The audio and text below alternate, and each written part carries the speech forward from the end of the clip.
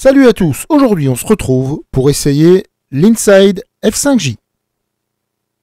Après une rapide mise en place de la batterie, ici une 3S 2200, mais pour la compétition on peut utiliser une 3S 1100 qui suffit largement pour le vol. Je saisis mon planeur de la main droite et avec une petite impulsion, il se retrouve en l'air. Il faut environ une dizaine de secondes de moteur pour se retrouver aux alentours de 200 mètres à peu près. Altitude confortable où je vais pouvoir commencer mes essais. La mise en spirale est facile, la dérive est assez efficace et la vitesse de vol est réellement très faible. Avec ce planeur, le moindre mouvement d'air se traduit par un mouvement d'aile, ce qui permet de marquer très facilement les entrées dans les ascendances.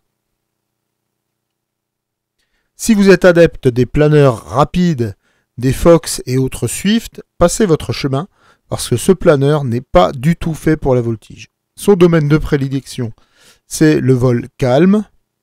Et personnellement, ce que je préfère, c'est le sortir en début de soirée, au moment du coucher du soleil.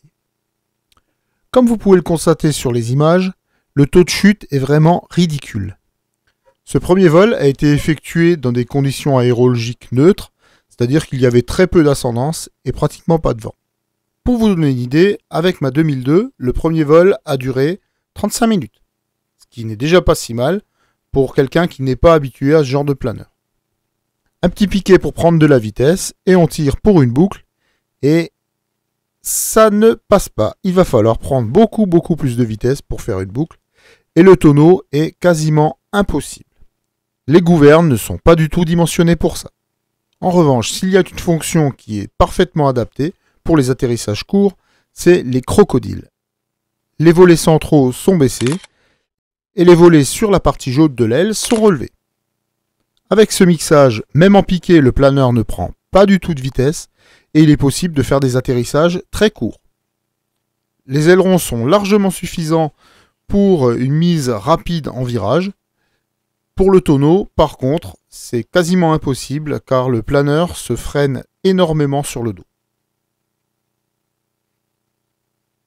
La vitesse de vol est très faible, mais malgré cette vitesse, le planeur reste très stable sur trajectoire, ce qui rend le vol très facile et très agréable.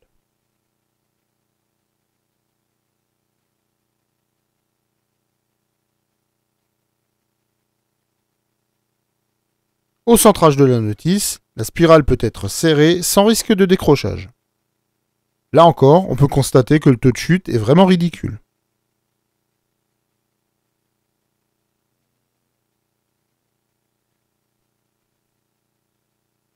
J'ai acheté ce planeur pour découvrir la discipline, parce que je suis plutôt habitué aux avions style Warbird et avions de voltige, beaucoup plus remuants, et finalement je prends un grand plaisir à piloter ce type de modèle. Une vraie découverte pour moi. Malgré sa vitesse de vol, ce modèle n'est pas un modèle pour débutants. La présence de 6 cerveaux dans l'aile rend la programmation de la radio assez compliquée. Et au niveau pilotage, il est nécessaire de savoir piloter 3 axes, c'est-à-dire en conjuguant les ailerons et la dérive dans chaque virage. Je conseille donc ce modèle à tout pilote dégrossi qui cherche un vrai planeur gratteur. Et pour la suite du vol, musique.